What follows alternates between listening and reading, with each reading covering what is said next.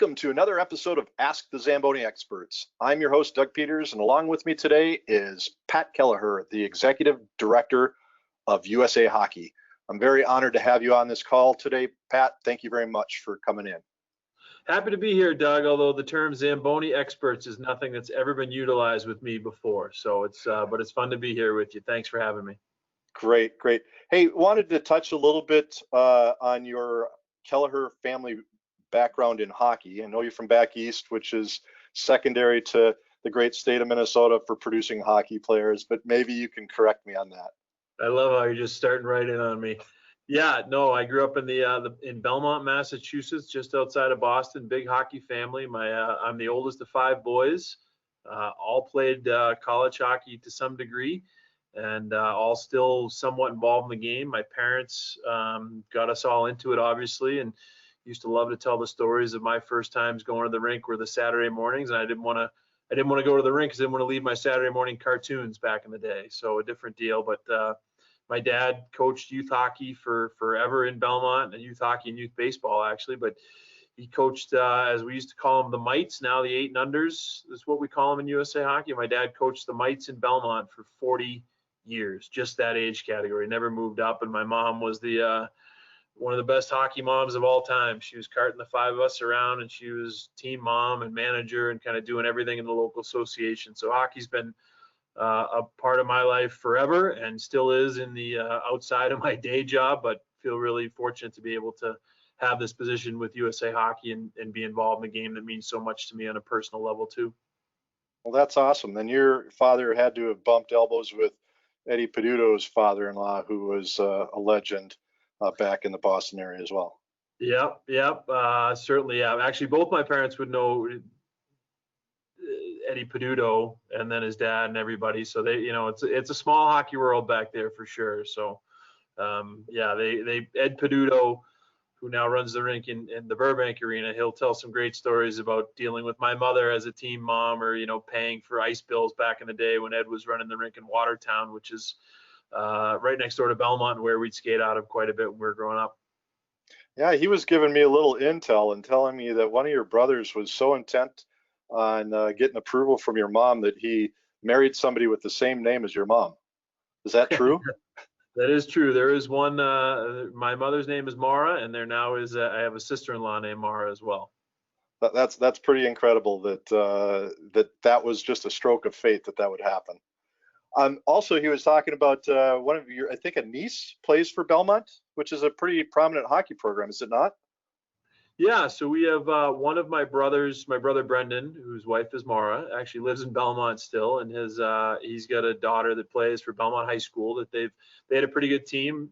She was pretty young, so this year I think she's a freshman on the team, but they had a pretty good run at the high school level, and so she plays. And of our between myself and my 4 brothers, there's 16 grandkids on the Kelleher side, and some are really little still, but goes from my 18-year-old down to a baby that was born a month ago. But the majority of them in there play hockey to some degree at this point still. So it's, like I said, a big part of our family all the time, and we have some great discussions and debates about hockey and at every level at this point. My dad passed away a couple of years ago now, but my mother still can talk hockey with the best of them, and has probably been in more rinks, maybe as many rinks as you have across this country, Doug.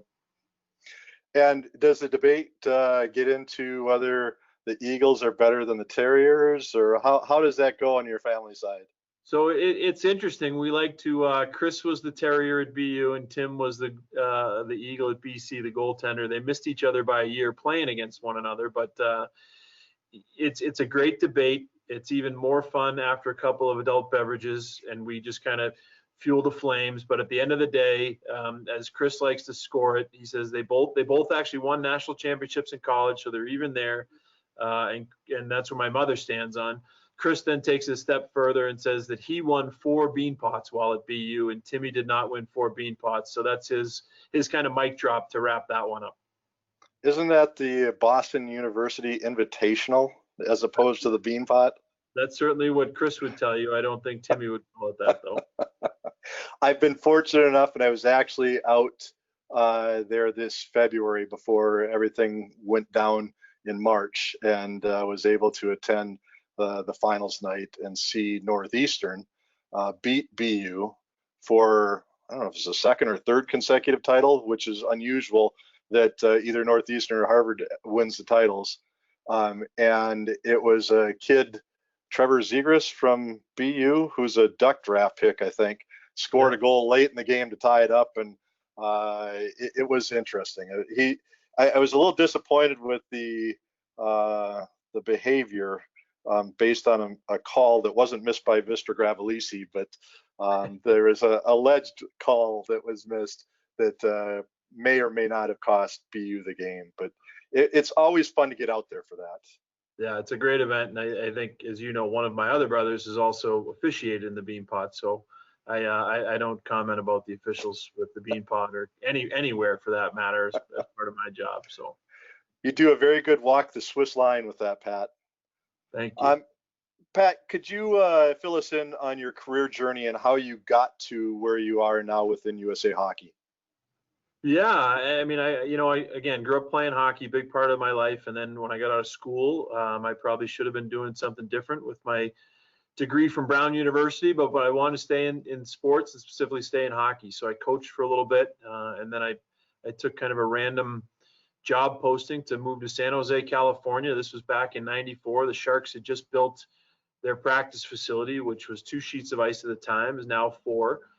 Moved out there to do a grad assistantship at San Jose State in sport management and help run and start these new hockey programs in San Jose at the youth and adult level. And it was kind of one of those things where, I was 23, 24 at the time out there, and because I was from Boston and had played a little bit in college, they thought I knew everything about hockey, and I didn't admit to not knowing things about hockey, so they let me kind of do everything. And in the Malcolm Gladwell theory of getting your 10,000 hours to master a skill, I got in a lot close to my 10,000 hours in a couple of years in San Jose, and learned a lot about the rink business at that time, but also youth hockey and programs for adults in a part of the country that at the time would have been considered non-traditional in Northern California. Now it's certainly a hotbed of hockey activity. And then, from there I moved to Chicago and was involved in the rink industry, as you know, with the Ice Skating Institute for a short period of time, and then at a couple of ice rinks as a hockey director, and engaged with USA Hockey there as a volunteer to help with, and had done that in Boston too, as a volunteer to help with coaching clinics, and had met a lot of people in the USA Hockey side from the national level, and as they put together at that time what was called, or the foundation of what was called Serving the American Rinks, or STAR, which is now known as the U.S. Ice Rink Association. I was hired to start that organization, which is now, crazy to believe, going or over 20 years old. And so I left Chicago in 2000, moved to Colorado Springs, and started working on STAR. So the ice rink arena program that we work with now, USA Hockey and US Figure Skating, have been joint venturing in that for, as I said, 20 years. And I ran that for about 8, and then moved over to the USA Hockey side to start our membership development programs in 2008 to really put a bigger emphasis on growing the game for USA Hockey and getting more kids involved in the game, and certainly working with ice rinks and other partners to make sure we get families into the game and make sure they have a great experience playing hockey. And did that, and then took over a role in fundraising with our USA Hockey Foundation.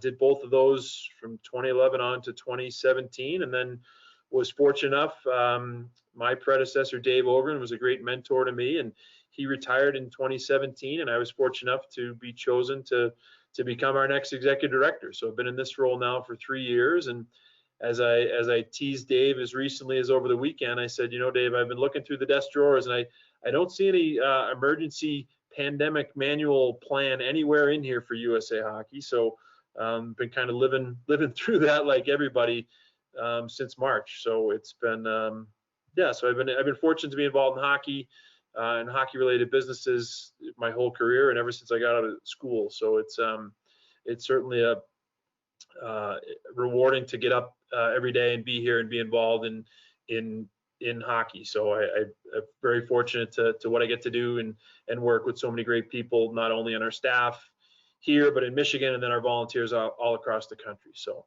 that's hopefully It's awesome. And it's always great when you can have a job. It's like when I've talked to younger people, which there are many younger people that I come across these days, not too many older people, and tell them to find something that they truly enjoy doing, because you're going to spend a lot of time working. And if you can find something that you really are passionate about, it's like not really having to go to work. It's fun. And that Yep. like today, this is awesome. I've been telling people I went to school when I graduated from high school 112 years ago. That I went to school for radio broadcasting, and I'm finally now, 40 plus years later, uh, putting that to good use. So, one thing I want to touch on is you talked about California and your time out there, and I've referred to it and working on the trademark of it as the new state of hockey. To just give a few jabs to my friends back in the old state of hockey of Minnesota, we had Luke Robitaille on a podcast recently, and we talked about it. And I just look at the numbers and go, okay, we've got 3 NHL teams, we've got soon to be 6 AHL teams. The numbers of people are leading to more talented hockey players coming out of California. And I said when I moved out here in '87 that if they ever made it a high school sport, which it's grown considerably, that you're going to see some of the hockey players. What are you seeing with USA Hockey and its registration of numbers in California? And do you think it's going to continue to grow now that the Kraken have been unleashed in Seattle? Yeah, I think the Kraken is going to certainly help us in Seattle, in a great market where, as you know, they have ice rinks, they have infrastructure. So I think that'll just help us increase membership, increase participation in the game in the Pacific Northwest. But as far as California goes, our membership and our participation numbers continue to rise year after year. I think the NHL having 3 clubs out there, and 3 really good and active clubs that are big into growing the game. I mean, again, I'm familiar with how far the Sharks have come since I was there in '94 and watched that closely. And the number of ice surfaces in Northern California have grown, and the Sharks have done an incredible job. And I think you can say the same certainly for the Ducks and the Kings down in Southern California. There's more opportunity to play hockey in California than there was certainly 20 years ago. And that's what it is. We need ice rinks, as you well know.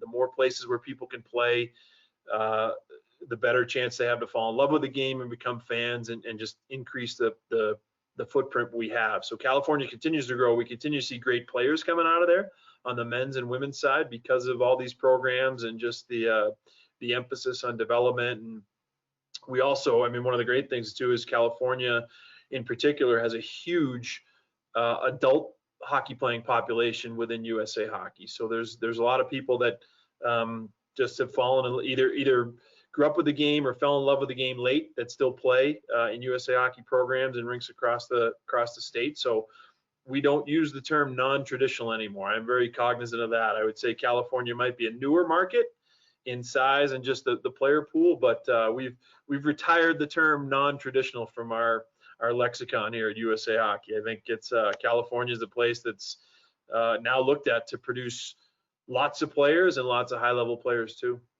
Yeah, I think the sheer numbers, that's what I looked at when I came out here, is the sheer numbers of people that reside in California would Yeah. lend itself to say we should be able to get more hockey players if we can get more sheets of ice. And that certainly has happened. And the Ducks building their facility that they did, the 4-sheet facility, I'm really looking forward to when we can get a full regular season under our belts Yeah. with that facility.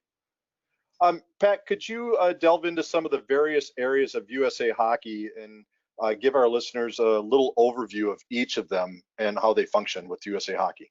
Yeah, I've touched on a couple. I mean, we are the national governing body for the sport underneath the U.S. Olympic and Paralympic Committee, so the U.S. OPC as it's known now. And our job is to really administer the sport at all levels throughout the country. And we work with players, coaches, officials, volunteers, parents, and everybody associated with the game to try and make sure that the hockey experience, no matter the age, no matter the level, is the best sports experience that it can be. And ultimately, for us, and through our charge from the Olympic and from the US OPC, is to put together Olympic and Paralympic teams every 4 years to compete in the Olympic and Paralympic Games. And that's really the pinnacle or the cherry on top of what we do. Really, what we are is a grassroots youth sports organization. So, you know, there are about 3,000 local youth associations across the country that are members of USA Hockey, and all the kids that play come in and are members of ours, but members of their local programs, and we provide structure, resources, education to help make sure that experience is as good as it can be. And I think one of the areas just to touch on is our coaching education programs. And we have over 60,000 registered coaches across the country.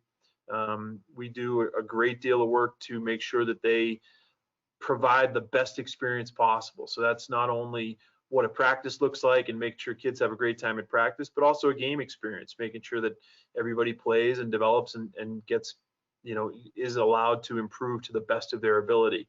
I think we also have done a great job I was going to say more recently, but 10 years ago, we unveiled what we call and is now known as the American Development Model, or ADM.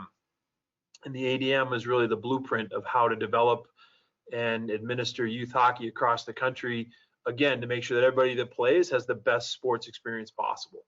And that not only is for every kid that plays house league, but also for every kid that may play a tier 1 or AAA level. How can it be the best development opportunity? How can it be the most fun? How can they get the most out of it? And as a result, how can they be the best hockey player that they can be?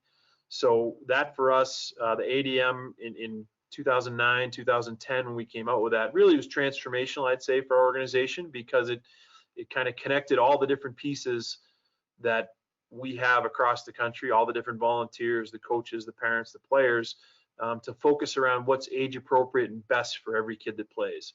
And I think it's been, we've seen a lot of success and had some really good results with that so far. And we're really just a generation kind of into it at this point. But more kids are playing, more kids, boys and girls, are getting the highest levels. And from our national team levels, we're having more success internationally. We're having, more on the men's side, having more players drafted at the highest levels of the NHL and performing at the highest levels of the NHL. So I like to look at as we're the foundation of the sport across the country, the grassroots level. And as we go up the pyramid, we have roles at every level, and then obviously work on the men's side very, very closely with the National Hockey League and all of their clubs to impact the communities where they play, to grow the game, and ultimately to put on to have more Americans playing at the highest level in the National Hockey League. That's great. And one side question to it is, you've been in the industry for a while. I've been in it for a long while.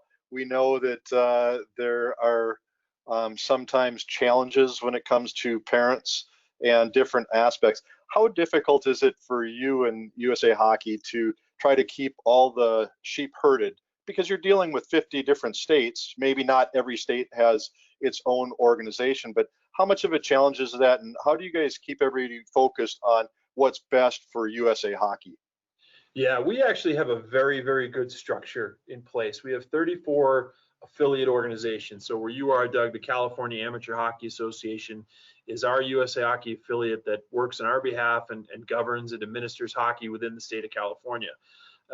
There's 33 other organizations around the country that are either state-based or multi-state based. So we rely on them to do that. We have great collaboration. Actually, we had a call this morning with our affiliate presidents and our local registrars, the people that help make sure we get the rosters completed and the teams registered and all that stuff, to talk about what's going on really specifically now when you talk about COVID and what's happening with the coronavirus. So we have a great network and structure of people out there as volunteers who do a ton of work on our behalf. There are always challenges that we'll deal with and that they deal with as well. Parents are both, and I'm one as well as a hockey parent, can be a blessing and a curse. But I think we've looked at it and to say, you know what, there are going to be some challenges, some issues, but with 375,000 youth players ages 8 and under, the vast majority of our parents are fantastic, and we try and provide information, education to help them understand what the youth hockey experience should really look like and be.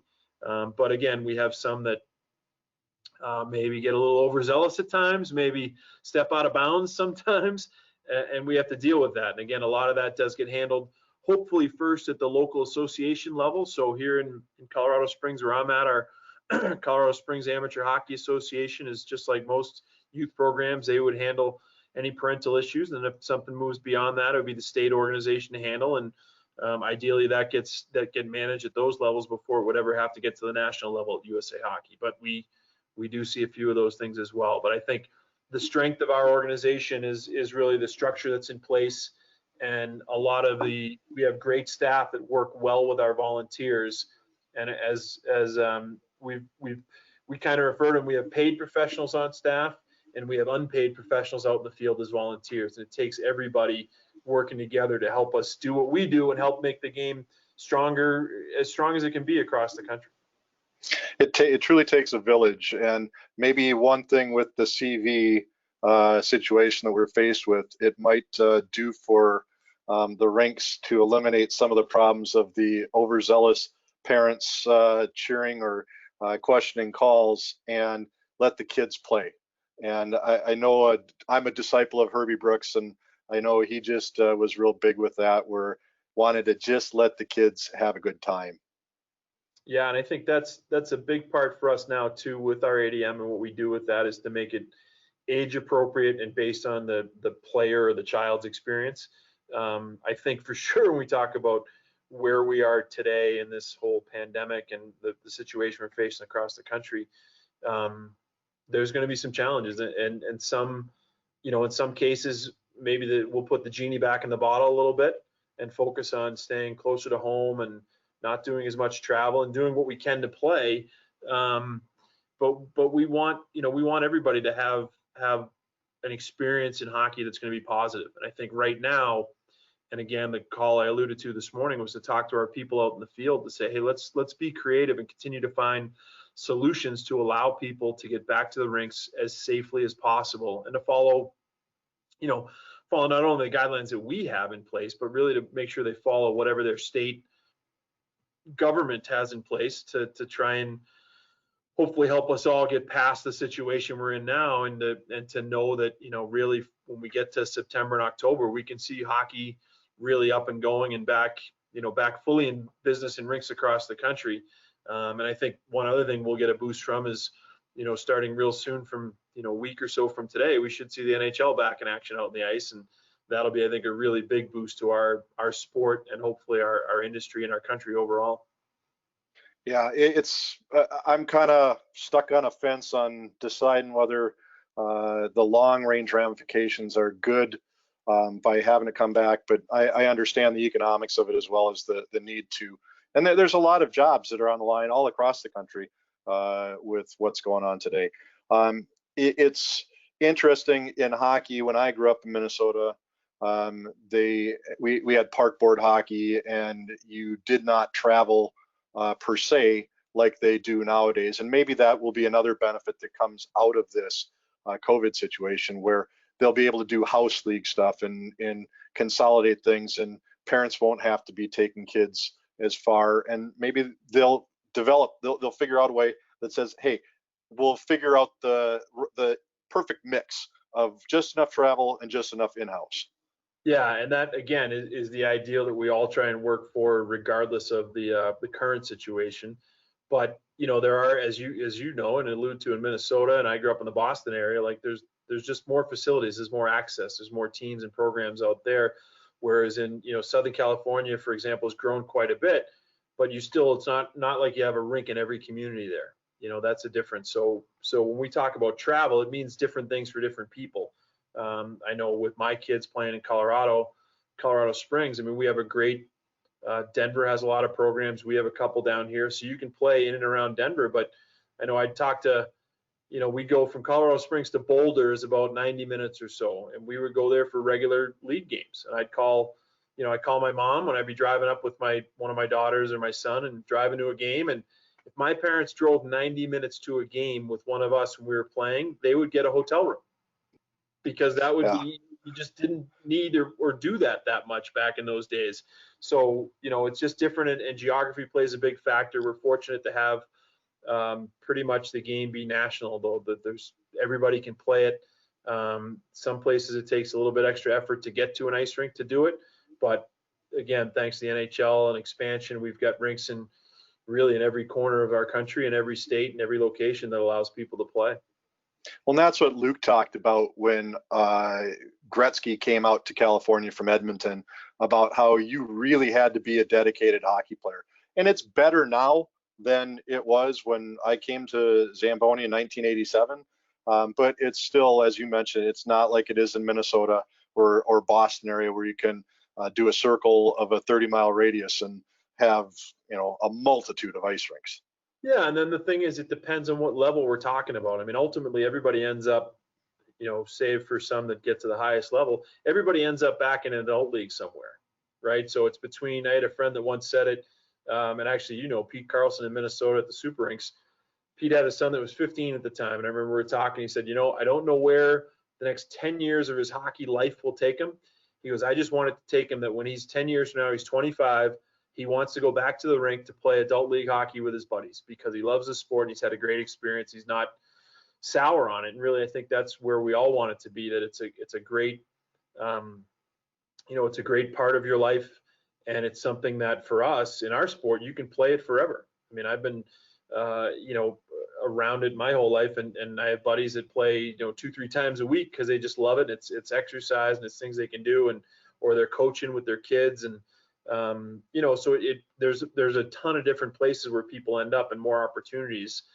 Whether it's a California kid that may make it to, you know, playing our national team program or playing college hockey at a Division I level, but there's also now, I think we have over 500 ACHA college non-varsity programs across the country. So, I mean, as you know, UCLA and USC play against each other in college hockey. It's not Division I, but it's a pretty good level of hockey, and it's allowing kids to play the game through their college years, which hopefully will keep them in to get into those adult leagues or referee or coach or just stay involved with hockey. And I think that's really, really important for the game to be healthy everywhere in our country.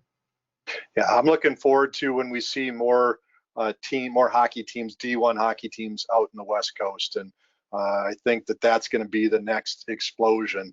If we can get USC or a UCLA or a Stanford, maybe one of the San Diego schools to sport a D1, so that ASU has got somebody to play against that's not having to fly across the country. Pat, you touched on officiating. Can you tell us how USA Hockey is developing the next officials that are either going to be in the junior program or stepping into college or maybe into the show? Yeah, we have a very solid officiating development program, or ODP, that selects and really works with officials that are going to work first in our structure within junior hockey. So the USHL, the North American Hockey League, are tier 1 and tier 2 programs. We work very closely with those groups to try and get young officials into a development pipeline. Certainly then we work with the colleges, we work with the National Hockey League, the American Hockey League, to try and provide opportunities for officials to ascend their way up the ladder. And that really, again, that translates back into the grassroots level, right? One of the emphasis that we have in this season coming up is to foster better communication and relations between all of our officials. So if they're officiating a 10U game on a Saturday afternoon, how do they work with the coaches? How do the coaches work with them so that they have a good experience? We lose way too many officials after their first year because they don't enjoy it, getting yelled at or screamed at by adults, and maybe they're 15, 16, 17-year-old kids that really want to give back and try and do something else to stay in the game. How can they stay in the game? How can they have opportunities? And I think officiating is certainly a way to go.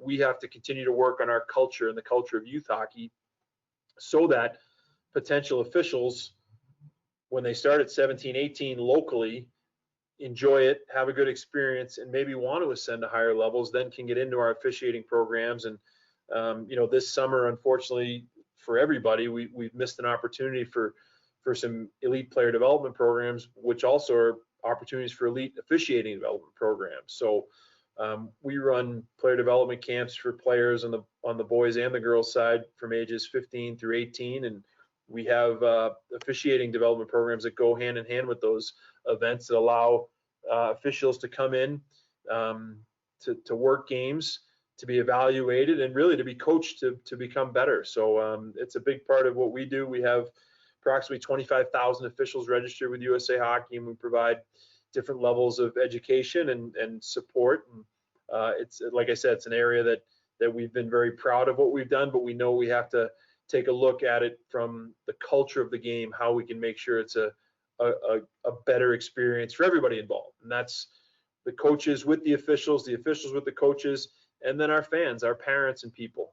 So going back to your earlier point, as we get going in the fall and some games get going, maybe that will help if we don't have as many fans in the stands or officials sitting in the stands as opposed to the ones on the ice. So we'll see, but we need to continue to make sure the culture around the game and specific to the officials is better all the time. I want to kind of transition into women's hockey, girls hockey. I think you probably had the opportunity to spend some time with your years with USA Hockey with Walter Bush. I was lucky enough to know him through my father, and when my father was sick before he passed away, reached out to Walter, and Walter was kind enough to get a hold of him, and it was pretty peculiar. Walter passed away a few days before my dad did, and I was able to go to the funerals for both of them in the same week. And Walter was a great man. He was a big push for women's hockey. Can you maybe tell us what USA Hockey continues to do and Walter's influence on getting women's hockey in the Olympics in Nagano, I believe? Yep. The first games where we had the women's Olympic competition in hockey was in Nagano in '98. Fortunately, we won that one, which was great. '98, and then we bookended it 2 years ago in 2018 with another gold medal, and had to struggle through some tough finishes, heartbreaking finishes in between. Then that we didn't get the gold medals, but Walter was instrumental in the international hockey community and the international Olympic community to get women's hockey into the Olympics. That was something that he championed. He believed in it, and again, it's been huge. And what the impact that has been for our organization is I want to say it's immeasurable, but it is almost measurable in the number of girls and women that we have playing hockey nowadays. When the first women's Olympic competition was held in '98, we had I think it was about 20,000 females total registered in USA Hockey. In 2018, when we won the women's gold again at the Olympics in heart-stopping fashion, that shootout, 20 years later, we had 20,000 age 8 and under girls registered in USA Hockey. So the impact there has been the growth of the game, the opportunities for girls to play the game. Now, obviously, we have college hockey. We have youth programs all across the country that do a tremendous job. We have now high school programs across the country for girls to have opportunities to play the game. And again, we have some that will get to the highest level and play in the Olympics and win gold medals, and that's really, really important. But now what we're seeing too is that this generation, that may have been in the mid to later 90s that now are back. And I know someone like an AJ Malesko who was on that team and is now a broadcaster for NBC and involved with USA Hockey. She's got 4 kids to play, and she coaches and she gives back. And a lot of her teammates from '98 do the same, whether they're coached at the college level or have their kids play. And I think that's really, really important. And for us, I think will be the next evolution now that we have females that are giving back and coaching other females. We just have greater numbers of that. We did it. We've always had female coaches, but now we have just more of them and a greater pool. And I think that's really, really important as we continue to move forward. I know, I have 2 daughters and they've played to varying levels, and they've had both male coaches and female coaches, and just sitting and watching as a parent, it's an added benefit when they have some female input as a coach. I think it just improves the experience, and that's really, really substantial for us moving forward. So the number of girls and women playing continue to grow. We have more adult females playing in events and tournaments all over the country and leagues. And again, at the youth level, our numbers continue to grow, and the NHL helps us to grow the game all over the place and in every part of the country, especially in their communities. But they also focus quite a bit on the girls' side and impacting girls in the game as well. So all those things combined, I think, just in general, to go off the girls' side for a second, is I think all of us in the hockey business now are really aligned on how we can continue to grow the game. I think that's across North America. I mean, we work with Hockey Canada, NHL, the NHL Players Association, college hockey, rink operators. I think it's how we've been successful growing the game, and it's how we're going to continue to be successful growing the game. Yeah, and I think in ice rinks across the country, one of the larger growing learn to skate or learn to play is adult women in hockey. And I'm going to assume that USA Hockey sees that in registrant numbers as well to back that up. Yep, absolutely. On the women's side, we do have more and more players in the adult categories, and sometimes it's moms that pick it up when they see their kids play. Other times it's friends, women bringing other friends in because it's a great workout, it's great exercise, and then the thing that's I think separates hockey and why people play it forever and ever is the camaraderie and the locker room. You don't necessarily find that in adult sports all the time, where you have that same kind of experience that you had when you were a kid. But I think that's a big part of it. I know from on the adult league side, whether it's men or women, certainly the opportunity to go play and skate and get a good workout in, and then maybe hang out with your buddies and your teammates and potentially have a cold beverage or two after the game is really, really fun part of the experience. Yeah, I can remember a long time ago when I went to one of my first ISI conferences before I even worked for Zamboni. Back then it was the ISIA.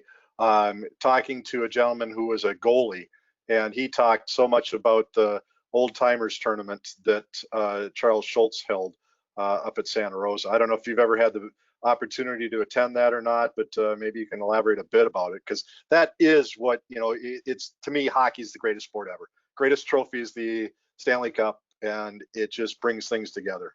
Yeah, and I think I've never been up to that Snoopy tournament, but I know friends that have been, and it's just great. And I think again we do, we run a lot of adult tournaments and national championships, but also weekend tournaments or classics, and people they just love the competition, yes, but they love the camaraderie.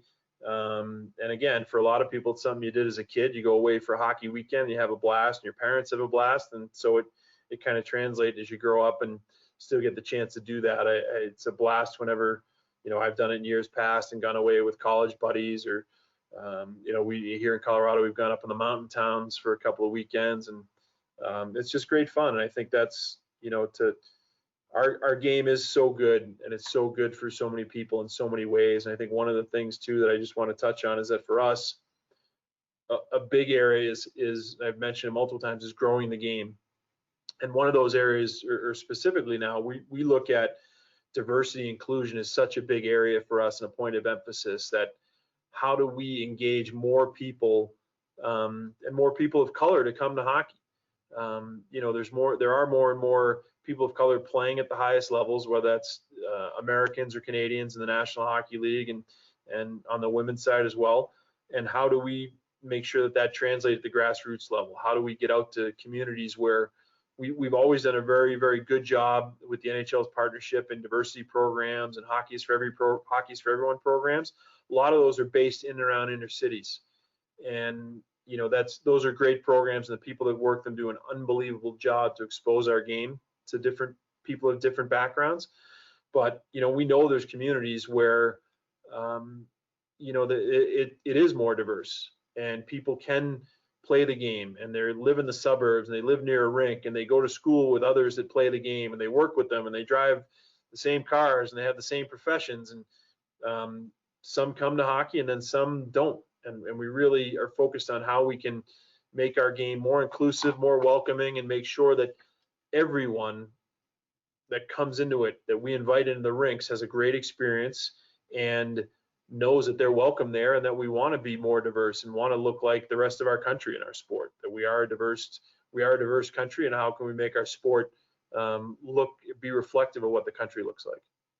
Well, and I think that shows in Seth Jones, who comes to mind, whose dad was a player in the NBA, and Seth is one of the top defensemen in the NHL, and looking forward to seeing him possibly play in the Olympics. I want to touch on another topic that is along the same lines. Is you and I talked earlier before we started the podcast about a gentleman who's a customer, and you know him well, who's got a son who's plays some sled hockey.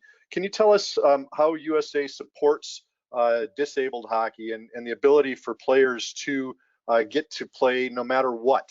If they've got an injury that doesn't allow them to skate, they still have room in the USA Hockey program to be able to play.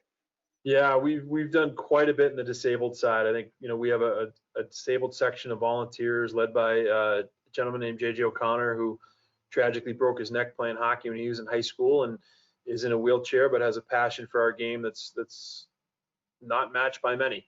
And so his big thing for years and years is how do we provide more opportunities for people to engage in our sport? And we have now, I'm going to say 6 different disciplines, but I may be off of disabled hockey. We have sled hockey, we have blind hockey, we have standing amputee, we have hearing impaired, we have special hockey, we have warrior hockey for disabled veterans. So all those are underneath the USA Hockey umbrella. They're very there's a great deal of passion among our volunteers that work with all these programs in the disabled hockey community. And again, and their tagline is that hockey is for everybody, and BODY at the end of that is emphasized on that. But I think with all these differences, people can experience our game in a way that works for them. We do a disabled hockey festival in the springtime normally, and we now have grown it. It's spread over 2 weekends because we have such great participation. Sled hockey continues to grow. Certainly the success we've had on the Paralympic side and winning gold medals has played a factor in that, but it's more accessible now for people across the country to try sled hockey. We have sled lending programs, and all these things come together in these disabled hockey festival. It's a celebration of people getting to play the game of hockey that makes sense or works for them, whether they're standing amputee, whether they're hard of hearing, whether they're in a sled. And it's really inspirational, and it's a great thing. I've spoken to enough parents who have kids that are out there that have some sort of disability, and hockey has a profound impact on their lives. And I would say, as I watch as a parent, you see that, you see the parents, you see the kids, you see the impact. It's just it means a lot. It's very, very important, and disabled hockey is a huge part of what we do, and we're very, very proud to be associated with all these athletes that come out to play our sport in their various different disciplines within disabled hockey. It's great to see that USA Hockey is making that outreach and trying to make it accessible to anybody who has a passion and loves the game to be able to play. And as a hockey fan, I thank the organization for doing that. And it brings to mind a gentleman that you being a former New Englander will know, and we're trying to get him and his father on a podcast in the future. And I'm talking about Travis Roy and Leroy, and you having some ties to BU probably see, and I know Travis is a passionate BU fan, playing just the one shift there, but a great guy, and maybe you can touch a little bit about him and any involvement he may have with USA Hockey. Yeah, we've run into Travis at various events. His passion is fantastic for our game and for just making disabled athletics better and raising money. I know for a bunch of different charities related to people with disabilities. So Travis and his whole family, certainly his dad Lee, great people, have overcome a lot of challenges and tough situations, but has done an amazing job and an incredible impact on our sport and so many people around the country by what they do. So it's always a pleasure to run into the Roy family, no matter where we are or what the event is. Yeah, they certainly have taken a lot of lemons and turned it into an awful lot of lemonade and changed the lives of many people. Let's spend a little bit of time talking about junior hockey. Can you explain to our listeners who play junior hockey and the various opportunities and impact on the sport?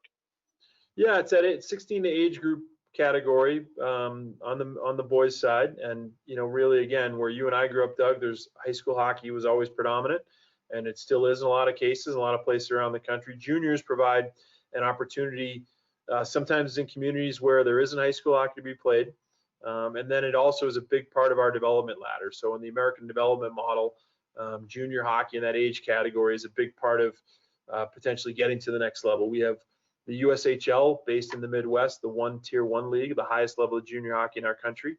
And then we have one Tier 2 league, the North American Hockey League, That's all parts all across the country. Those two leagues are focused on developing players to put them into college hockey and beyond, and they both do an incredible job in their different realms of junior hockey to do that for us.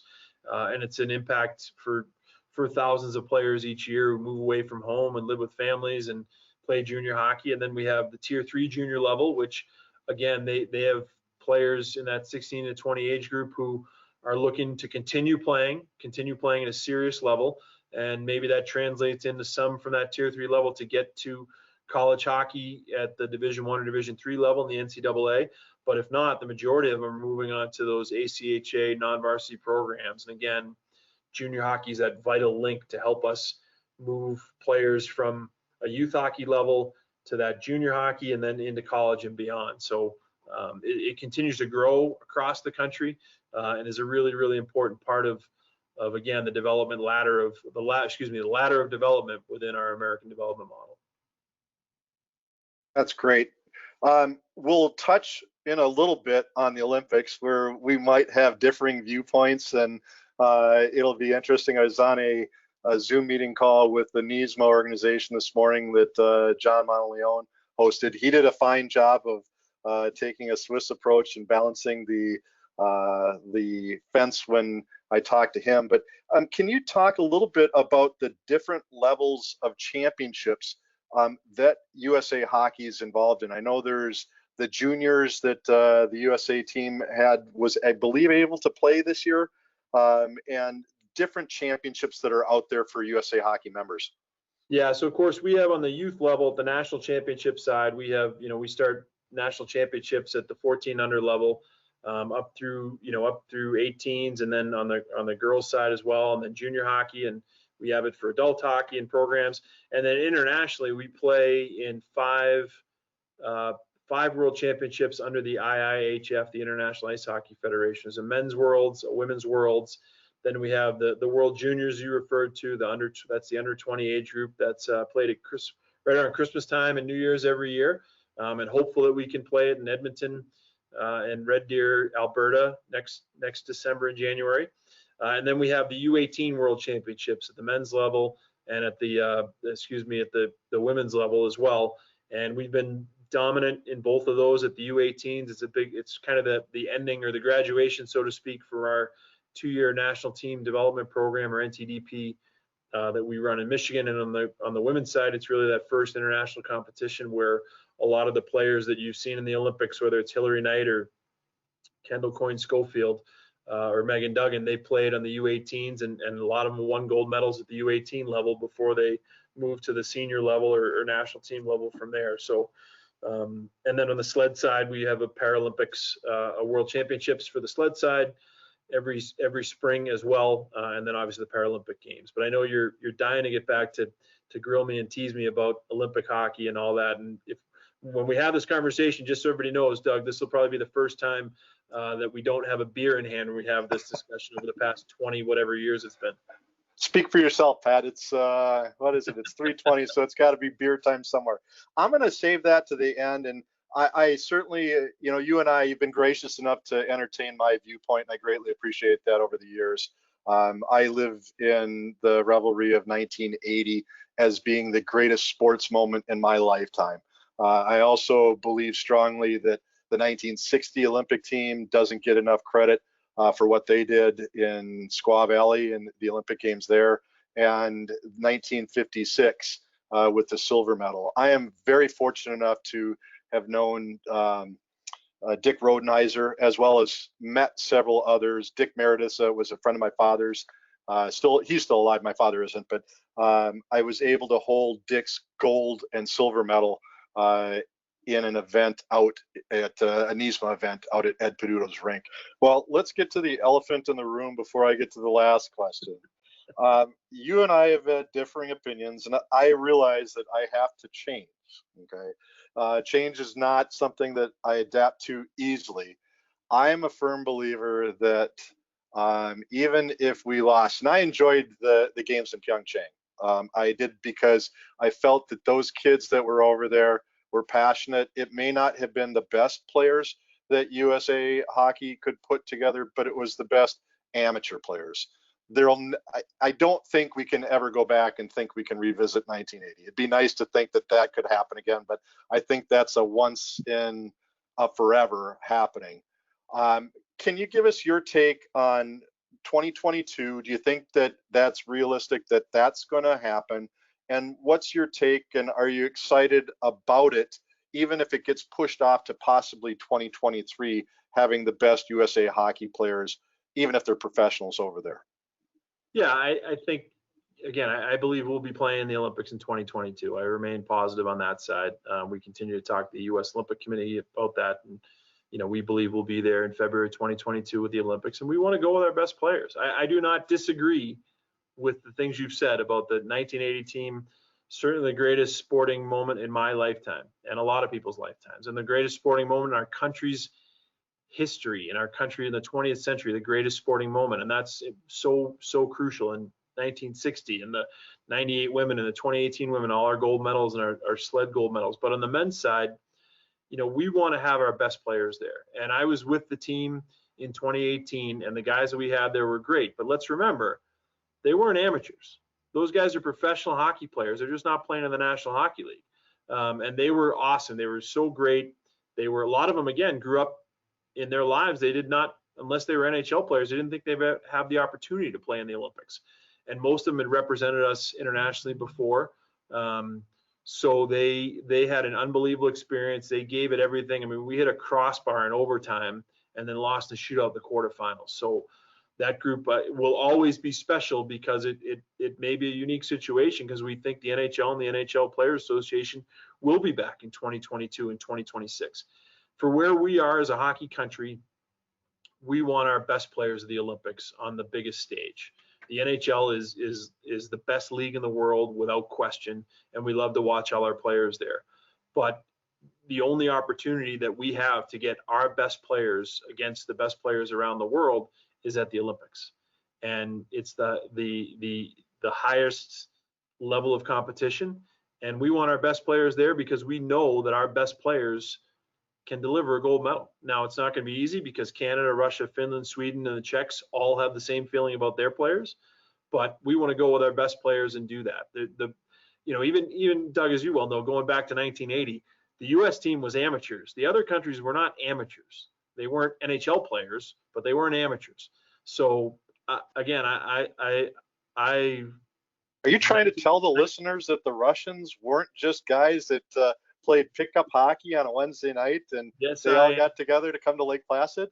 Yep, I am. And again, it's one of the greatest. It's one of the greatest hockey memories I'll ever have. I remember exactly where I was and what happened, and I've been fortunate to be around some pretty cool things since then. But 1980 will always be special to me. But I think as we move forward, we want to have the best. We have so many people that contribute to help these players as coaches and volunteers and parents to get to the level they can get to. And when we put an Olympic team in, and you look at all the other sports in the Olympics, they want to bring their best athletes to compete. And that's what we want to do on the men's side. We know we do it on the women's side. We know we do it in sled. But on the men's side, we want to bring our best players there. We want to see Austin Matthews and Jack Eichel and Patrick Kane and, someday the Hughes brothers and all these other players that have represented USA Hockey in different events that we've talked about. We want to see them in the Olympics and competing at the highest level, and ultimately win us the next gold medal on the men's side. I get it. And I guess the thing for me, and maybe it's something that can come down, whether it be from the guys that played on the 80 team or maybe even some of the 60 guys who are still around, is to have the players that are part of that team understand what it means to represent the country. As a kid, they get it. It's unfair to think that they don't get it, Doug, to be honest. And I'm not trying to be combative, but no.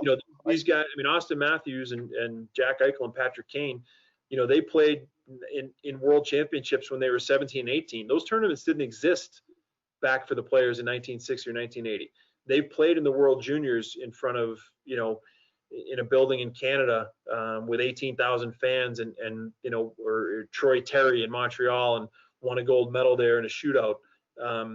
So the guys that are at the highest level, they still, it's pretty special for them. I read an article the other day on Charlie McAvoy, who plays for the Bruins, who's played every time we've asked him to play in the World Championships or anything. He's always come and answered the bell.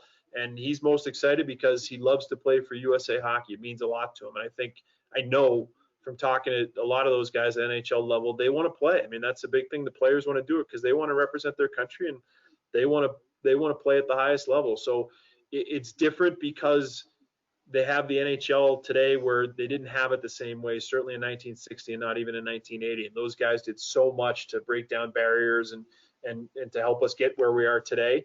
But the players of today don't think that they don't care about playing for their country. They really, really do, and it's important to them. And that's why it's a possibility again now.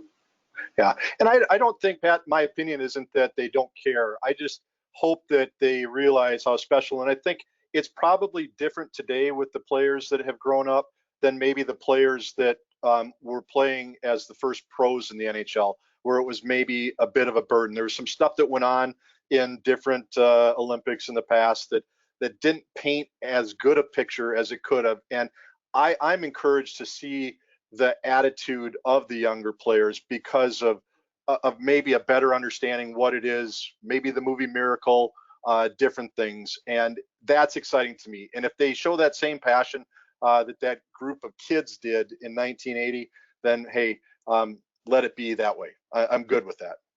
That probably surprises you a bit. I can tell by you chuckling, but I'm just thinking we might have another hour if we keep going on this. Yeah, well, we're not going to do that because I'm sure you got better things to do than listen to me talk. And my opinion's coming more towards your side, Pat. I'm rowing the boat, and I'm going to catch up to you pretty soon. But I still living in that Pollyanna world that I'd love to think that a group of kids who I was fortunate enough, my claim to fame in skating, playing hockey, was I got to skate against Mike Ramsey when he was a senior and I was a sophomore in high school. And to watch him go and to see what went on and to meet a bunch of the players from that team. I just got done a few months ago reading Mike Eruzioni's book. I was able to see him a year or two ago in Minnesota and give him a little bit of a jab about saying that the Minnesota hockey players were better than the New Englanders. And boy, the fire's still there in his belly with when you bring that topic up. But for so many reasons, we'll never have another 1980. But sure, I would love to see what an impact another gold medal on the men's side would have, and would love to have that happen for our organization, our sport, and our country. I think it would be phenomenal. It's, the passion is there with the players. I was in Salt Lake in 2002 and was in the vomitory where the machines would go on and off the ice. And after the U.S. team beat the Russians, Jeremy Roenick came off, and I was able to high five him. And it wasn't the same, but it was a pretty similar feeling. And, the look in his eye, the exhaustion, knowing that they put everything on the line to win that game. And one of my mementos that I have is the puck that was used for the game-winning goal by, I believe McDonald scored the game-winning goal against the Russians. That they didn't change the pucks out on a regular basis back then. And it popped up into the vomitory, rolled up. I was able to grab it, put it in my pocket, and kind of hide behind a few people to get out of the building. But nice. It was great. So it's going to lead me to a couple more questions. USA Hockey's long been recognized as the very best national governing body of sport, not only in our country, but across the world. What is the secret sauce that's used to make that be the case? I'd say there's two pieces of that. Number one is our game. The sport of hockey is like no other sport. I mean, we joke about when kids get started, they learn how to fall down and get back up, and that's certainly a life lesson. And I think it breeds people that take those lessons important, that hockey has a huge impact, and that leads into the people we have. You mentioned earlier, and I kind of mentioned a couple times, I mean, it takes a village to play hockey and be involved in our sport. It's not easy, but I think that lends something to it, that people have to maybe overcome some hurdles to be involved with our sport, whether that means travel or just commitment to be involved in hockey. And the people that love it. I always go back to a line. My mother, again, with 5 boys that all played hockey, she saw every rink in New England and beyond for years and years and years. And every year it was, all year long, or all hockey season long, they were in rinks. And my mother today will say the same thing. She goes, I would sign up tomorrow and do it all over again.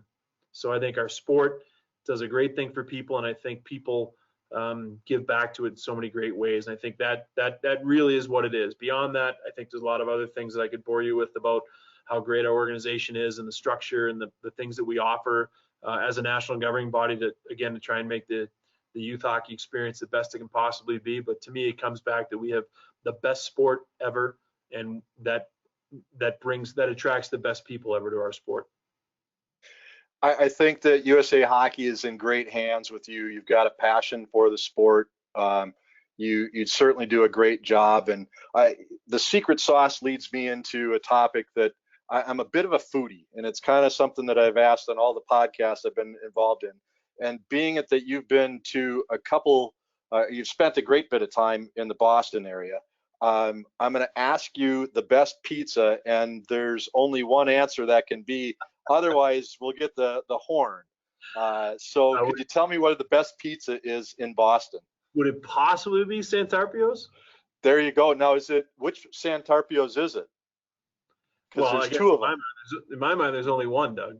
There you go. That's the right answer for that question as well. Best food in the North End. I know you're Irish, or at least I'm going to assume that you're Irish, but the name. Maybe Italian might be one of your favorite foods, and if so, where would you go in the North End for an Italian meal? That's a tough one. I'm not sure if I can come up with a restaurant name right off the bat. I haven't been back there in a long time for food, and I guess being more or less homebound, I haven't been out of Colorado Springs since March, and that's a long time. I don't know where I'd go in the North End, but I don't think you go wrong anywhere in the North End for Italian food.